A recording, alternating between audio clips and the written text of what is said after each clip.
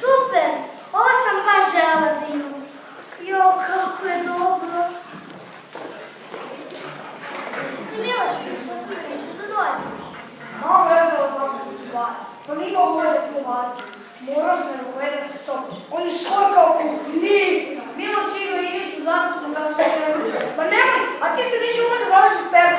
Ej, vas dvojica, jel mislite tako cijelo večer da se pretjerate? Za početak, čestajte Jeleni rođendan. Sretan rođendan. A gdje je poklon? Pa kod tebe. Što nije kod tebe? Nije, ti si ga uzeo. Ali sam ti ga posle dao. Ajde, upadajte, dobro da ste vi došli. Samo pazite da ne zgazite mačku. Uva se tu negdje po sobi.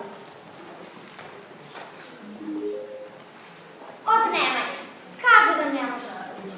Ne daju mi mama i tata da izađe na nesrednu sobu. Soba je u takvom kršu da uskoro neće biti svetlo dana ugleda.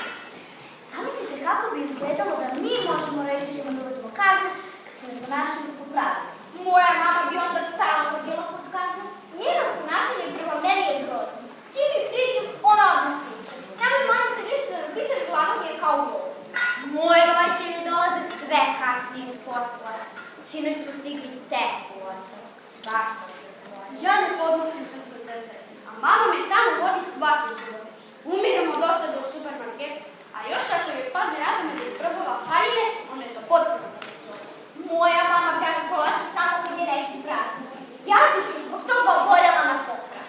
Moj tata bi mogao da ponavlja radi. Viđam ga jedino kad bi vozio u školicu crte, a i tad sve vreme priča u telefonu. Ja bih mojim roditeljima dala upravo, zato što se uopšte nas. Stvarno, ja ne mogu da se setim kad smo se zadnji put u kući svi smejali.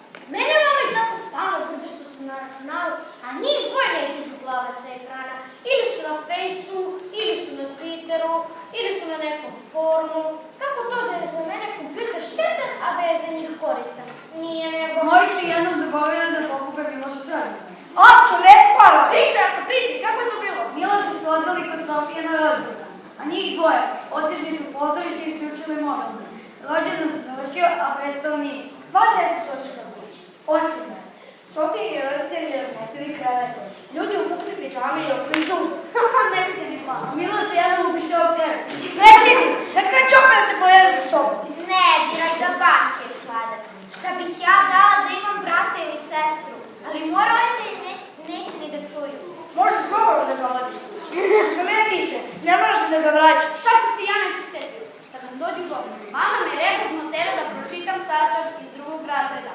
Majke sad, jer svaki božji put kad nam ne planira se sastav, ne vredi. Jednom sam da čitala pošta. Ljudi, imali neku ideju kako da roditelji dovedemo u red? Miloše, jel se sjećaš kad su roditelji sakrili novogodišnje poklone i posle nisu mogli da ih nađu?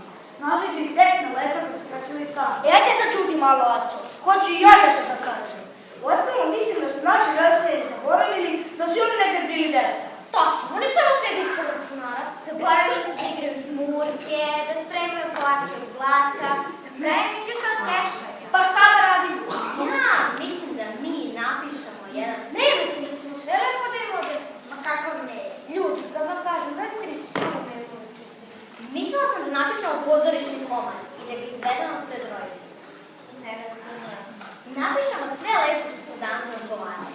Onda to lepo izvedemo pred roditeljima i onda da pravi iskreno sam i opet dobro. Super ideja! Mogu ja da govorim starije brata, a Miloš mlađe. Ne možeš naravno.